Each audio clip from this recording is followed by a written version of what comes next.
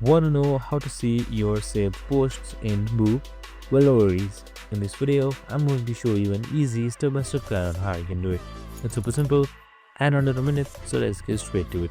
Now, first things first, simply open up your Boo application, and once you've opened it up, you should be provided with this interface right here.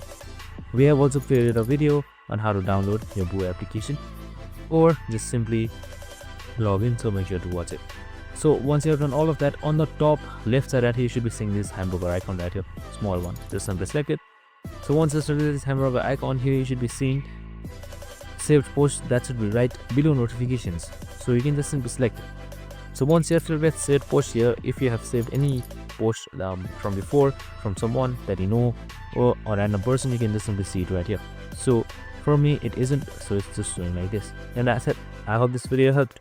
If it did, make sure to like, subscribe and tune in with us for more of these videos. See you in the next one.